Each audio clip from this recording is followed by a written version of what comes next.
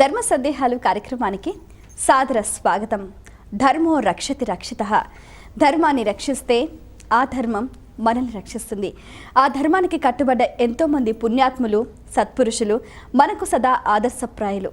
వారి బాటలో నడుస్తూ ప్రతినిత్యం మనం ఎన్నో రకాల ధర్మాలని ఆచరిస్తూ ఉంటాం. చాలా సందర్భాల్లో చాలా రకాల సందేహాలు కలుగుతూ ఉంటాయి, సహజమే. మరి ప్రేక్షకులు వాళ్ళకు కలిగిన సందేహ నివృత్తికై ఎంతో శ్రద్ధగా మన ఈ కార్యక్రమానికి ఉత్తరాల ద్వారా, ఈమెయిల్స్ ద్వారా రాసి పంపిస్తున్నారు. వాటన్నిటికీ శాస్త్రీయ సమాధానాలు అందించడానికి మన ముందున్నారు ఆర్ష విద్యా తపస్వి, ఆది శంకరాచార్య భక్త సమాజ వ్యవస్థాపకులు, శంకరాచార్య అష్టోత్తర శతనామాది దక్షిణాంనాయ పీఠ ఉభయ రాష్ట్రాల సంచాలకులు పెసర్లపాటి శ్రీనివాస బంగారయ్య శర్మ గారు. మరి వారితో మాట్లాడి మరిన్ని విషయాలు వారి మాటలో తెలుసుకుందాం. ఈనాటి కార్యక్రమాన్ని ప్రారంభిద్దాం. నమస్కారం అండి. మొదటి ఉత్తరం చూద్దామండి. విశాఖపట్నం నుంచి వైశాలి రాస్తున్నారు.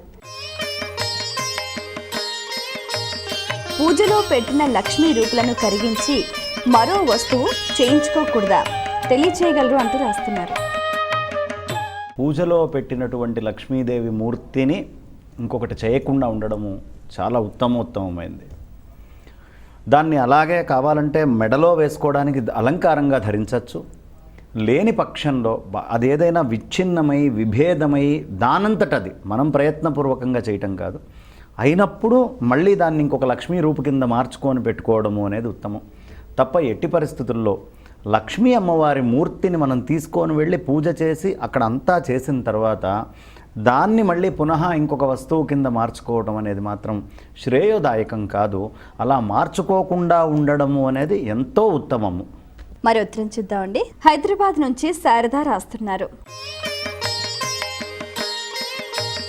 ప్రమిదల్లో వాడే ఒత్తులను ఏ రోజున తయారు చేయాలి? శ్రేష్టమైనవి పువ్వొత్తుల, దారపు ఒత్తుల, తెలియచేయగలరు అంటూ రాస్తున్నారు. సాధారణంగా సోమవారం నాడు ఎట్టి పరిస్థితుల్లో ఒత్తులు చేయడానికి పనికిరాదు. శనివారము, బుధవారము పత్తి లోపల ఉండేటటువంటి గింజలు తీయడానికి చాలా శ్రేయోదాయకం. పత్తి గింజలు అంటే పత్తి లోపల మనం గింజలు తీసి చక్కగా దాన్ని పద్ధతిగా చేసుకోవడానికి శనివారము, బుధవారము చాలా ఉత్తమోత్తమైనటువంటివి. ఈ సోమవారం నాడు కాకుండా ఏ రోజైనా సరే మనం ఒత్తులను తయారు చేసుకోవచ్చు. దానికి నిషేధవాక్యం ఎక్కడా లేదు. చక్కగా ఒత్తులన్నింటినీ తయారు చేసుకోవచ్చు. ఆ ఒత్తులు తీసుకునేటప్పుడు కొంత విభూతి చేతికి తీసుకొని చక్కగా తయారు చేస్తూ దాన్ని ఎన్ని కొలతల్లో తీసుకోవాలి అనేటటువంటిది తీసుకొని బ్రహ్మాండంగా తయారు చేసుకోవచ్చు. ఇక రెండవ ప్రశ్న అయినటువంటి పువ్వొత్తి శ్రేష్టమా లేకపోతే కాడవొత్తి శ్రేష్టమా? ఒత్తులు రెండూ శ్రేష్టమే. ఈ పువ్వొత్తి అనేటటువంటిది ఒకటి వేసి రెండోది కాడవొత్తిగా వేసి రెండు ఒత్తుల్ని పెట్టి దీపాన్ని వెలిగించటము అనేది చాలా శ్రేయస్సుతోటి కూడినటువంటిది. మధ్యలో ఎప్పుడూ పువ్వొత్తిని వెయ్యాలి, పక్కగా ఎప్పుడూ కాడవొత్తిని, ఆ దారపు ఒత్తి అని మీరు అన్నారు కదా, ఆ ఒత్తిని వెయ్యాలి. వేసి దాన్ని కనుక వెలిగించినట్లయితే అది పూజకి సంపూర్ణ యోగ్యమైంది అవుతుంది. కాబట్టి పరమేశ్వరుడి యొక్క అనుగ్రహాన్ని పొందాలి అనుకునేవాళ్ళు ఈ రెండు ఒత్తులుగా గనక చేసినట్లయితే చాలా విశేషం. మరి ఉత్తరంలో వారి సందేహం చూద్దామండి. తప్పకుండా అమ్మా. గోపాలపట్నం నుంచి గిరిజా కుమారి రాస్తున్నారు. పూజ గదిలో ఉన్న దేవుళ్ళందరికీ ఒకే నైవేద్యం పెడితే సరిపోతుందా, తెలియచేయగలరు అంటూ రాస్తున్నారు. పూజ గదిలో ఉండే దేవతలందరికీ కూడా ఒకటే నైవేద్యం పెట్టాలి.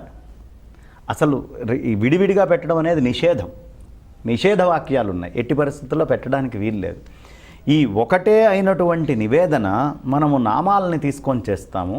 ఇంతమంది దేవతల్ని పరివారంగా తీసుకొని ప్రధానమైనటువంటి దేవతలు ఎవరికి మనము అర్చన చేస్తున్నామో, ఎవరికి మనం అష్టోత్తరాదులన్నీ కూడా చెప్తున్నామో ఆ దేవతని ప్రధానంగా ఉంచుకొని మిగతా అందరినీ పరివార దేవతలుగా భావించి ఆయనకి కనుక అక్కడ పెట్టి మిగతా పేర్లు తీసుకొని నివేదన కనుక చేసినట్లయితే అందరికీ ఒకటేసారి బంక్తి భోజనం పెట్టినట్టు.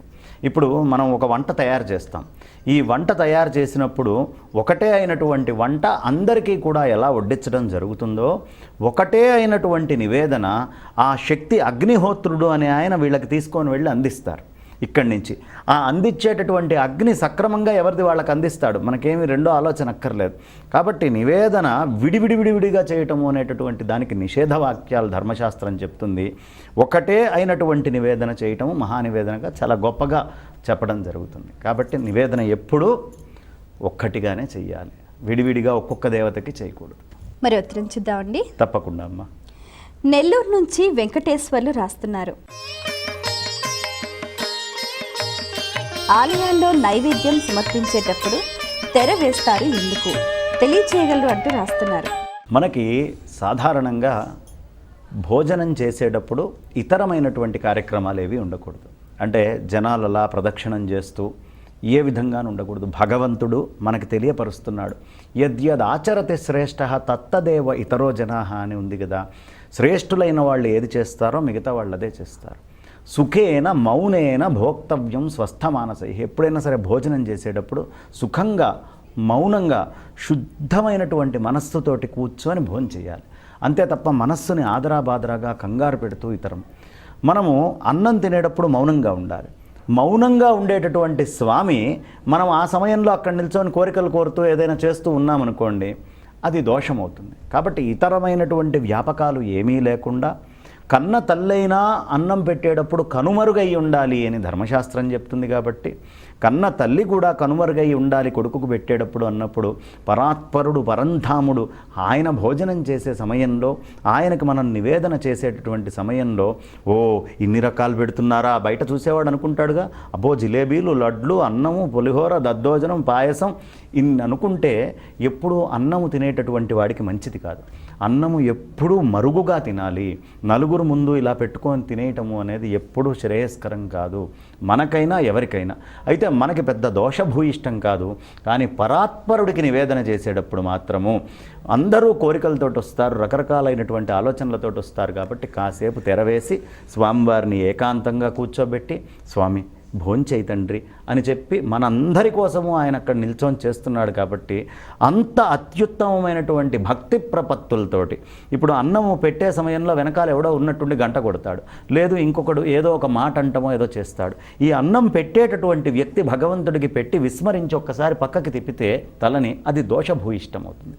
కాబట్టి అలాంటి దోషాలు ఏవి రాకూడదు. అంటే జనాలు ఎవరు ఎంత స్థాయిలో ఎక్కడ ఉండాలో అక్కడ ఉంచి మనము దానికి తెరవేసి ఆ స్వామివారి పట్ల తదేకమైనటువంటి దృష్టితోటి మనస్సుని లగ్నం చేసి స్వామి నువ్వే కదయ్యా ఈ మొత్తం ఆహారాలకి అన్నిటికీ మూలము, అలాంటి నీకు ఇవాళ నాకు ఇక్కడ పెట్టేటటువంటి భాగ్యము నిమిత్తంగా లభించింది. ఈ పెట్టేటటువంటిది తినేటటువంటిది అన్నము మిగతా అంతా కూడా బ్రహ్మమే, నువ్వు తప్ప ఇంకొకటి లేదు అనే ఉద్దేశ్యంతో మనం గనక నివేదన చేసినట్లయితే స్వామి చాలా సంతుష్టమానుడై సంతృప్తుడై మనల్ని అనుగ్రహిస్తాడు.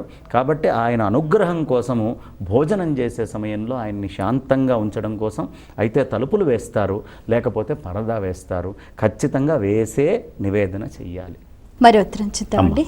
మోరి నుంచి సత్యనారాయణ రాస్తున్నారు.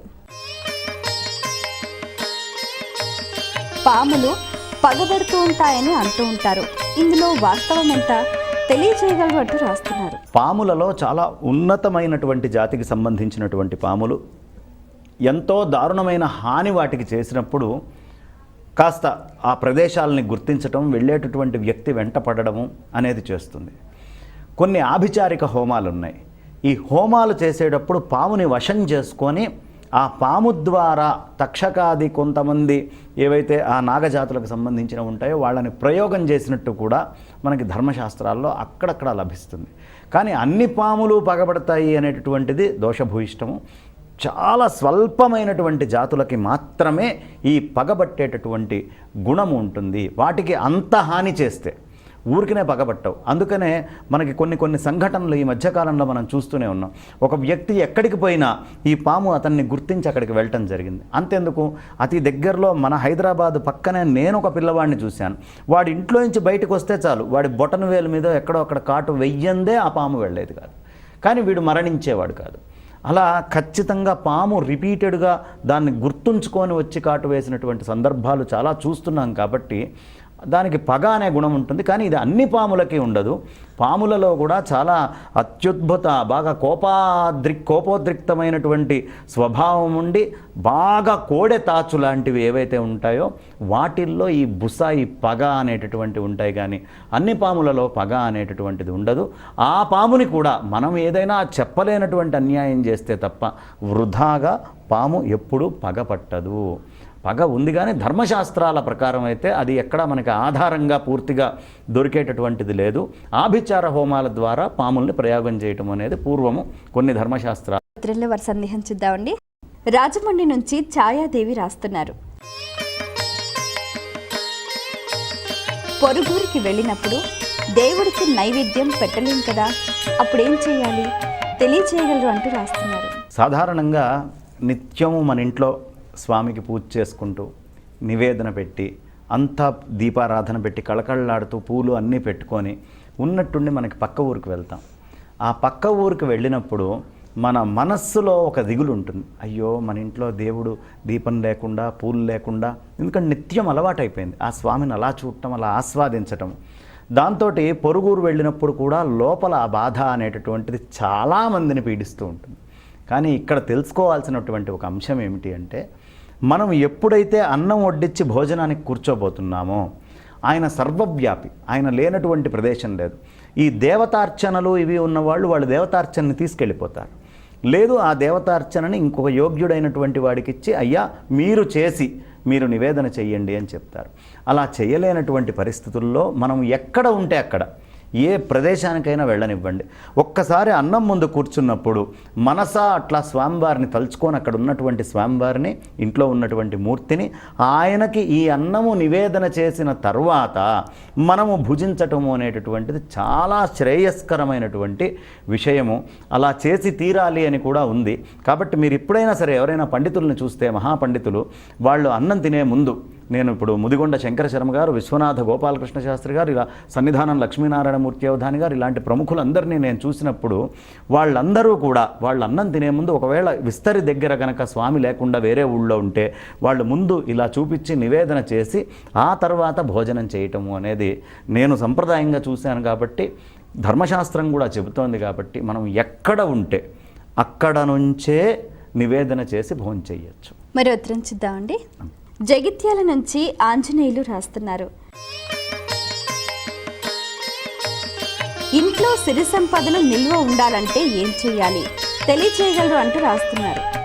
ఏ ఇంట్లో భగవంతుడికి ఆరాధన జరుగుతూ ఉంటుందో, ఏ ఇంట్లో మనము నిత్యము దీపారాధనలు చేసుకుంటూ ఉంటామో, ఏ ఇంట్లో తెల్లవారుజామున లేవంగానే ఆడవాళ్ళు అలికి చక్కగా ముగ్గు వేసి బ్రహ్మాండంగా బియ్యపిండితోటి ముగ్గులు వేసి పెడతారో ఆ ఇంట్లో, ఏ ఇంట్లో అయితే పూలతోటి స్వామివారిని చక్కగా అలంకరించి పూజ చేస్తారో ఆ ఇంట్లో, ఏ ఇంట్లో ఆడవాళ్ళు కన్నీళ్లు పెట్టకుండా ఉంటారో ఆ ఇంట్లో, ఏ ఇంట్లో అయితే ఉదయము సాయంత్రము 2 సమయాల్లో, సంధ్యా సమయాల్లో నిద్రలు పోవటము, భోజనాలు చేయటము లాంటి అసురులు చేసేటటువంటి పనులు చేయకుండా ఉంటారో, ఏ ఇంట్లో అర్ధరాత్రి దాకా మెలకువలతోటి ఉండి ఆ మెలకువలు అనేటటువంటివి బాధపడుతూ అలాంటివి చేయకుండా రాత్రి తొందరగా నిద్రపోయి ఉదయాన్నే సూర్యుడొచ్చే సమయానికి లేస్తారో అలాంటి ఇళ్లల్లో పరిపూర్ణముగా సంపద నిలిచి ఉంటుంది.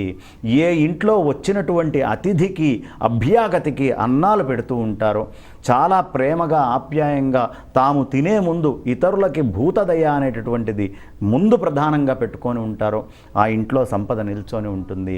ఏ ఇంట్లో భగవద్ ఆరాధన జరుగుతుందో, ఏ ఇంట్లో దేవత ఆరాధన జరుగుతుందో, ఏ ఇంట్లో భూతయజ్ఞము అనేటటువంటిది జరుగుతుందో, ఏ ఇంట్లో మనుష్యులు వస్తే భోజనం పెట్టడం అనేటటువంటి మనుష్య యజ్ఞం జరుగుతుందో, ఏ ఇంట్లో పితృదేవతలకి చక్కగా వాళ్ళకి ఆచరించాల్సినటువంటి కర్మలన్నీ ఆచరిస్తారో అలాంటి ఇంట్లో సంపద లేకపోవడము అనేది ఉండదు.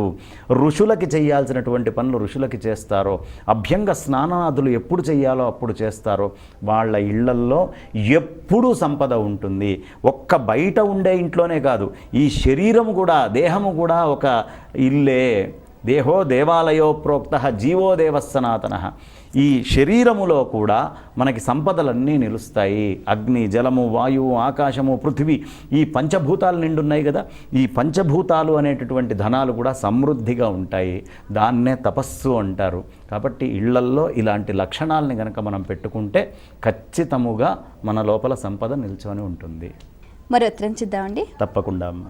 శైలజ ఈమెయిల్ నుంచి రాస్తున్నారు. మంత్రాన్ని జపించాలంటే అంగన్యాస కరన్యాసాలు తప్పనిసరిగా చేయాలా, తెలియచేయగలరు అంటూ రాస్తున్నారు. సాధారణంగా ఈ అంగన్యాస కరన్యాసాలు అనేటటువంటివి అందరికీ అవసరం ఉండదు.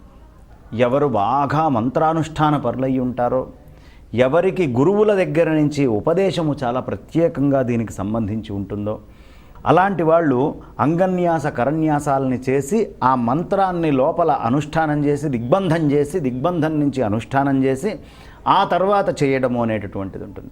అలా గురువులు చెప్పకుండా మన ఇష్టంగా మనము పుస్తకాలు తీసుకోనో ఇంకోటి చదివో అంగన్యాస కరన్యాసాలు అనేటటువంటిది ఎట్టి పరిస్థితుల్లోనూ చెయ్యకూడదు.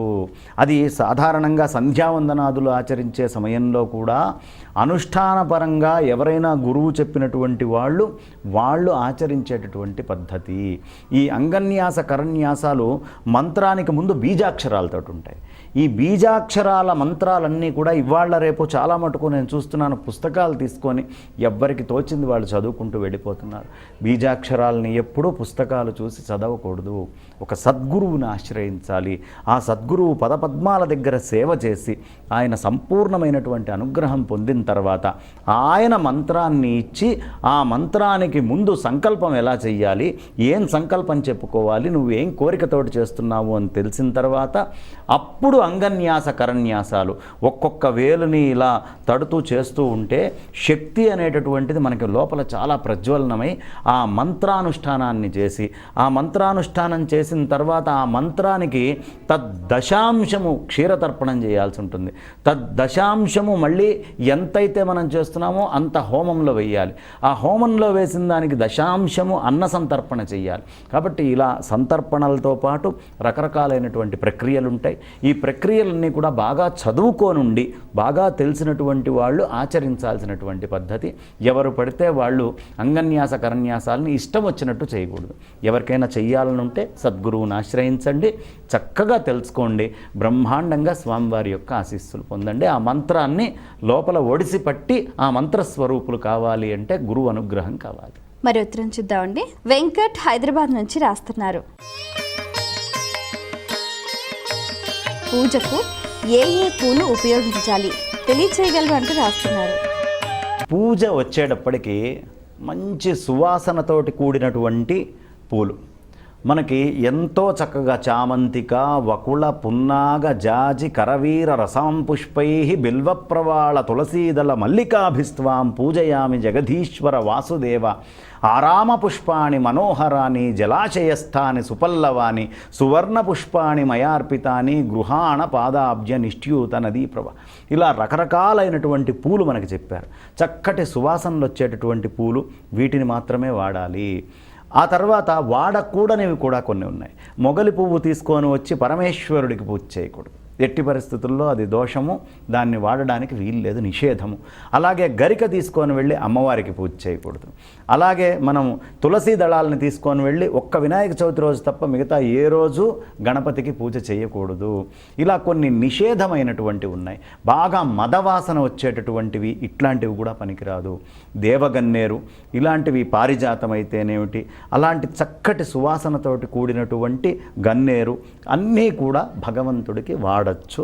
అలాంటి పూలను తీసుకొని వెళ్ళి దేవతా వృక్షాల నుంచి సంజనితమైనటువంటి పూలు ఏవైతే ఉన్నాయో ఆ పూలన్నీ కూడా స్వామివారికి చక్కగా వాడచ్చు. ఆ స్వామివారికి అక్కడ పూజ చేయటం వల్ల అన్ని రకాల పూలలోంచి ఉద్భవించేటటువంటి శక్తి ఈ సాధకుడు ఎవరైతే పూజ చేస్తున్నాడో వాడిలోకి చేరి సంపూర్ణమైనటువంటి అనుగ్రహము, ఆ నిర్మాల్యము యొక్క శక్తి వాడికి లభిస్తుంది. చాలా సంతోషం అండి. మీ అమూల్యమైన సమయాన్ని కేటాయించి మా ప్రేక్షకుల ధర్మ సందేహాలకు శాస్త్రీయ సమాధానాలు అందించినందుకు ధన్యవాదాలు. ధన్యవాదాలు. వీక్షించారు కదండి, ఇది ఇవాల్టి మన ధర్మ సందేహాలు కార్యక్రమం.